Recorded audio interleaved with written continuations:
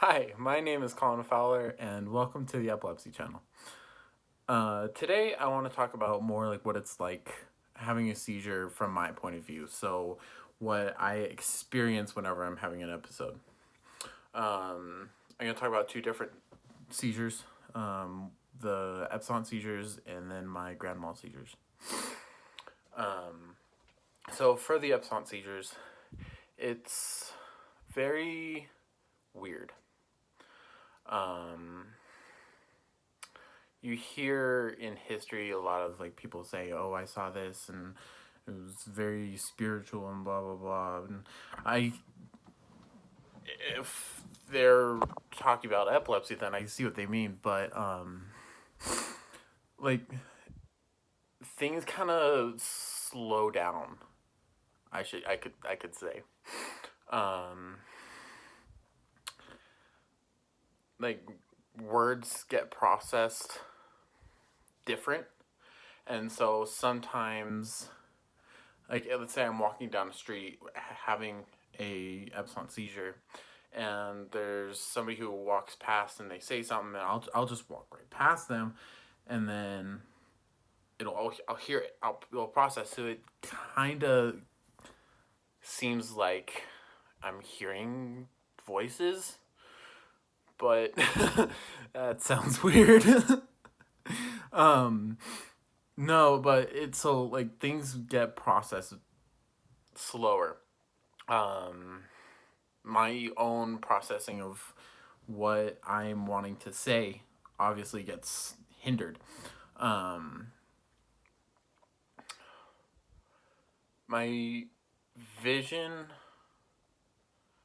doesn't get messed up. Um, Mainly, it's just like hearing and talking. That's the main thing that it really Oh no, I'm wrong. Touch is very weird.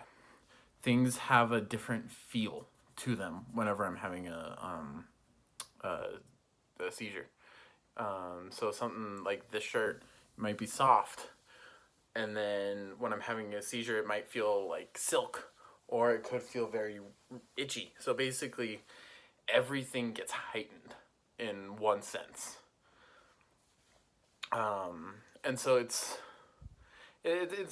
pretty weird, and I haven't really tried explaining what it's like having a seizure before. I actually, no, I haven't at all.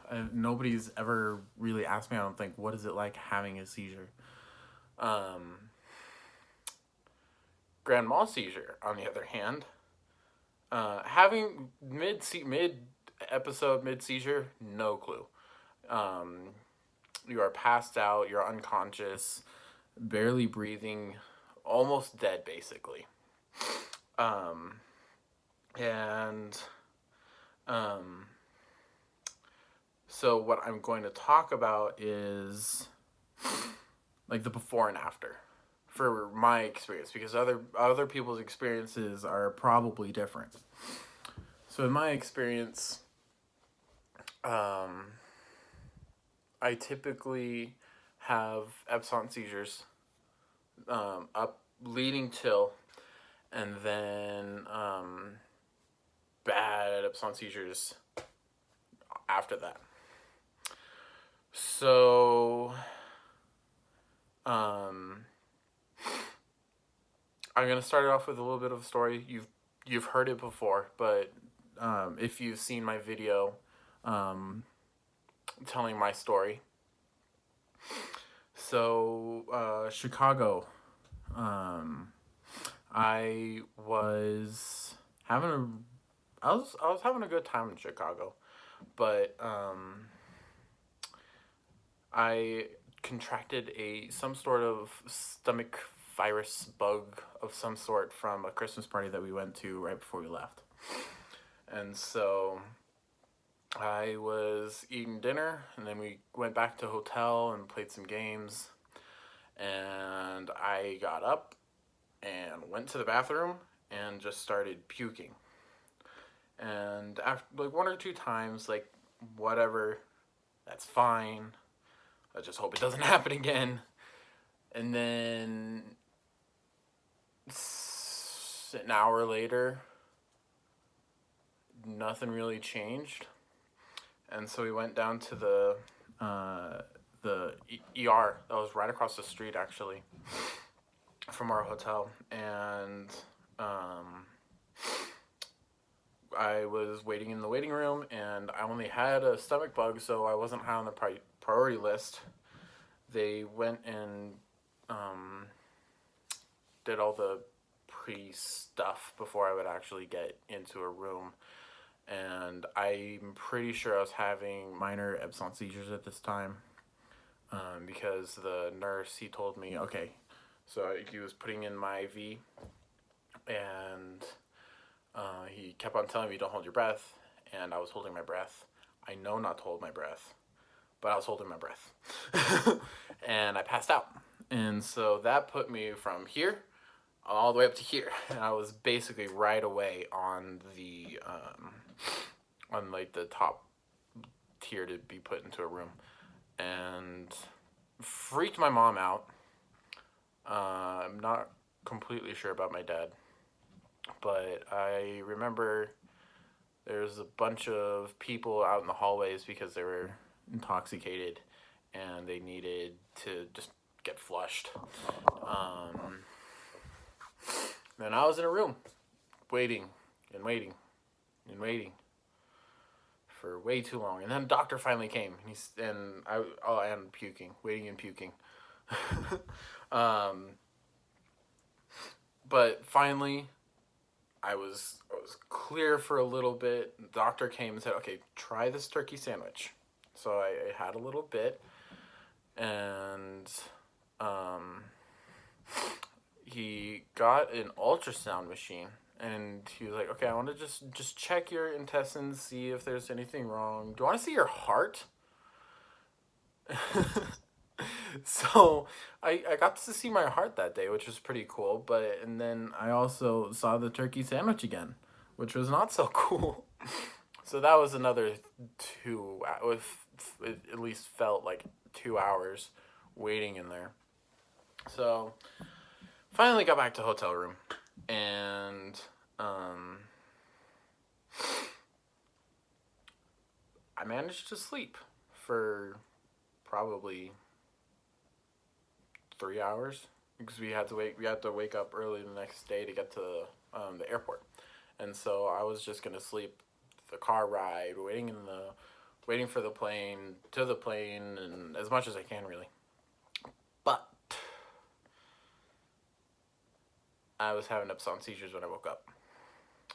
So we were heading out the door, and I was sleeping all I could. We got to the gate, and I was asleep. And then my mom woke me up and said, "Okay, come over here. We're gonna move over to this side." So moved over. Then I woke up on my mom's jacket. I had one of those like plain pillows that you put around your neck. I had one of those. It was off. And then I heard a man say, "Can I go now? My plane's about to board," or something like that. And my dad said, "Yeah, go ahead." So I don't really remember mid seizure. I don't remember mid seizure. I remember going into the seizure. Like, I remember like waking up and then feeling my face tighten, which I don't think is normal. Let me know if I'm wrong, but I don't think that's normal. Then I was taken down onto the tarmac and sent off in an ambulance. So basically, the seizure from an epileptic's view is subjective. It depends on the type of seizure that the person has. But I'd say most of the time, if they've had epilepsy for a while, they are fine. because whenever I talk about epilepsy and like someone dealing with epilepsy, and I say kind of like fine like that, it's more of a something's going down, but it's okay because it's happened before. Um, but if you are watching this because you want to be able to talk to your friend about epilepsy, what I'd say is just go straight up and ask them questions. If anybody or any of you guys want to ask me questions, I am more than happy to answer because I have so much knowledge of all this because I've been dealing with it since I was in second grade. And um, I believe that like the more people learn about my disorder, the the faster we could get to a cure. And so if you are watching this, like I said, if you're watching this to talk to your friend or just to like be knowledgeable about it because of somebody you know who's epileptic, ask them. Say, hey, what type of what type of epilepsy do you have? What do you want me to do if we're ever together and you have a seizure?